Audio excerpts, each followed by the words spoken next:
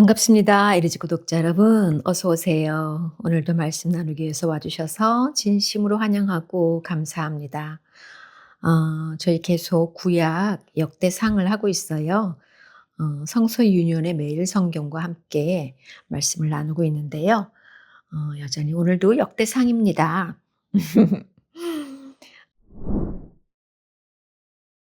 역대상 18장 1절에서 17절, 역대상 18장 1절에서 17절 말씀, 제가 본문 먼저 읽겠습니다.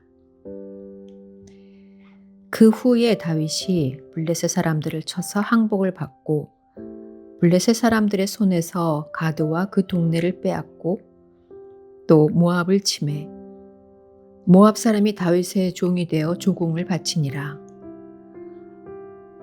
소바왕 하다데셀이 유브라데 강가에 서서 유브라데 강가에서 자기 세력을 펴고자 하매 다윗이 그를 쳐서 하마까지 이르고 다윗이 그에게서 병거 1000대와 기병 7000명과 보병 20000명을 빼앗고 다윗이 그 병거 100대의 말들만 남기고 그 외의 병거의 말은 다 발의 힘줄을 끊었더니 다메섹 아람 사람이 소바왕 하닷에셀을 도우러 온지라.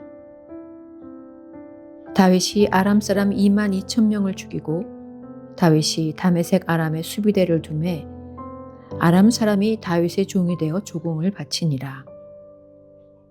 다윗이 어디로 가든지 여호와께서 이기게 하시니라. 다윗이 하닷에셀의 신하들이 가진 금 방패를 빼앗아 예루살렘으로 가져오고 또 하닷에셀의 성읍 디므앗과 군에서 심히 많은 놋을 빼앗았더니 솔로몬이 그것으로 놋대야와 기둥과 놋그릇들을 만들었더라. 하맛 왕 도우가 다윗이 소바 왕 하닷에셀의 온 군대를 쳐서 무찔렀다 함을 듣고 그의 아들 하도람을 보내서 다윗 왕에게 문안하고 축복하게 하니 이는 하닷에셀이 벌써 도우와 맞서 여러 번 전쟁이 있던 터에 다윗이 하닷에셀을 쳐서 무찔렀음이라. 하도람이 금과 은과 놋의 여러 가지 그릇을 가져온지라. 다윗 왕이 그것도 여호와께 드리되 에돔과 모압과 암몬 자손과 블레셋 사람들과 아말렉 등 모든 이방 민족에게서 빼앗아 온 은금과 함께 드리니라. 수르야의 아들 아비새가 소금 골짜기에서 에돔 사람 18,000명을 쳐 죽인지라. 다윗이 에돔의 수비대를 두매 에돔 사람이 다 다윗의 종이 되니라. 다윗이 어디로 가든지 여호와께서 이기게 하셨더라. 다윗이 온 이스라엘을 다스려 모든 백성에게 정의와 공의를 행할세. 수리아의 아들 요압은 군대 사령관이 되고 아힐루스의 아들 여호사밧은 행정장관이 되고 아히두베의 아들 사독과 아비아달의 아들 아비멜렉은 제사장이 되고 사호사는 서기관이 되고 여호야다의 아들 분하야는 그렛 사람과 블렛 사람을 다스리고 다윗의 아들들은 왕을 모시는 사람들의 우두머리가 되니라. 아멘. 오늘 말씀은 다윗이 많은 승전벌을 울리며 영토 확장에 나섭니다. 그리고 전리품과 곡물을 또 봉헌을 했고 다윗의 통치와 또 동역자들의 이름이 같이 나옵니다. 해설 보겠습니다. 오늘 해설의 큰 주제는 다윗의 승리, 여호와의 승리입니다. 다윗은 하나님의 약속과 동행을 힘입어 주변 국가의 전쟁에서 거듭된 승리를 얻고 전리품과 곡물을 하나님께 드림으로 전쟁의 공로를 하나님께 돌립니다. 본문 해설 보겠습니다. 하나님은 어떤 분입니까? 6절과 13절을 보면은요, 언약 백성과 함께 하시며 어디로 가든지 이기게 하십니다. 모든 승리 뒤에는 하나님의 동행이 있었습니다. 우리에게 필요한 것은 전쟁 없는 평화 시대를 살아가고 있음에 대한 감사뿐 아니라 보이지 않는 영적 전쟁을 수행하고 있음에 대한 감지, 그리고 그 전쟁에 앞서 싸워주시는 하나님의 동행하심에 대한 감각입니다. 하나님을 반대하는 세상의 불의가 아무리 드세도 승리는 우리의 것입니다. 주님이 이미 세상을 이기셨기 때문입니다. 또 12절 13절을 보면 복이 있는 자에게 속한 자에게까지 복을 더해 주십니다. 다윗의 부하 아비새가 에돔인 18,000명을 무찌른 기록 뒤에 붙은 다윗이 어디로 가든지 여호와께서 이기게 하였더라라는 문구는 아비새의 승리 역시 하나님이 주신 것임을 강조하는 표현입니다. 하나님은 나를 통해 내 곁의 사람에게도 복을 주기 원하십니다. 나는 이 일을 위해 부름받은 복의 통로입니다. 그렇다면 우리에게 주시는 교훈은 무엇일까요? 8절, 11절 말씀은 다윗은 전쟁에서 얻은 전리품과 곡물을 하나님께 드렸습니다. 승리가 자신의 것이 아니고 하나님의 공로임을 고백하는 장면이지요. 삶에서 종종 맞이하는 성취 앞에서 나는 어떤 모습을 보입니까?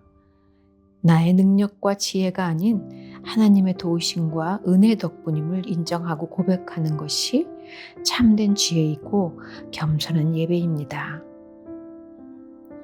그리고 14절에서 17절 말씀은 다윗은 백성 위에 군림하지 않고 하나님의 대리 통치자답게 모든 백성을 정의와 공의로 다스려서 하나님의 통치를 구현하려고 했습니다. 이는 다윗의 청지기 정신이지요. 그리고 확장된 영토를 관리하기 위해서 사람을 세워서 위임합니다. 이것은 다윗의 동역 정신입니다. 사역자가 청지기 정신을 잃으면 독재자가 되고 동역 정신을 놓치면 독단적 리더가 됩니다. 하나님의 뜻을 따라 지체들과 함께 일할 때 공동체가 안정되고 흥왕합니다. 아멘. 네. 사실 오늘 본문에서 다윗이 어디로 가든지 여호와께서 이기게 하시느라 이 말이 2번이나 나와요. 아주 길지 않은 본문에서도 그러니까 이 모든 것은 다윗의 승리는 모든 승리는 하나님께서 승리케 하셨다는 거죠. 사실 우리가 살아갈 때 세상을 그저 많은 부분은 영적 전쟁인 것 같아요. 특별히 지금 현재 이제 우리나라가 지금 뭐 딱 전이 상황은 아니기 때문에 더욱더 그리고 우리가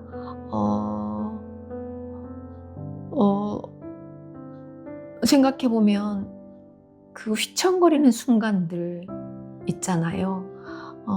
누군가가 나를 공격해서 아니면 나한테 어떤 일이 생겨서 그런 휘청거리는 순간들 그 사실 상황들은 우리가 어찌할 수 없는 것들이 있긴 하지만 그 휘청거리는 것들은 결국은 영적 전쟁에서 휘청거릴 때가 참 많이 있는 것 같습니다.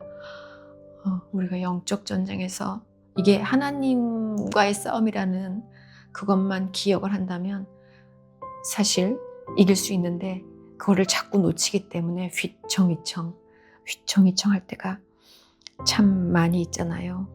하나님께서는 우리가 전쟁터에서 홀로 싸우게 내버려 두지 않으십니다. 당신이 같이 싸우시고 그리고 이미 이겨놓은 싸움이죠. 예수님을 통해서 그것만 기억한다면 그걸 자꾸 잊어버려서 걱정이긴 하지만 그래도 이 순간만이라도 기억하고 은혜를 기억한다면 그것도 잘 이겨나갈 수 있을 거라 믿습니다. 그러면서 이제 우리가 해야 할 것은 청지기 정신과 다윗처럼 동역 정신이겠죠. 그렇게 내가 뭔가 하려고 할 때 누군가에게 막 영적 전쟁을 일으키는 그런 빌미를 제공하는 거잖아요. 그렇게 하지 않도록 오늘도 잘 살아내야 되겠습니다. 그래서 오늘의 공동체 기도는 보이지 않는 영적 전쟁에서 함께 하신 하나님을 의지함으로 승리하게 하소서입니다. 오늘 그렇게 승리하는 저와 여러분이 됐으면 좋겠어요. 자, 오늘도 같이 말씀 나눠주셔서 진심으로 감사하고 축복합니다. 전 또 내일 말씀과 함께 다시 오겠습니다. 사랑합니다.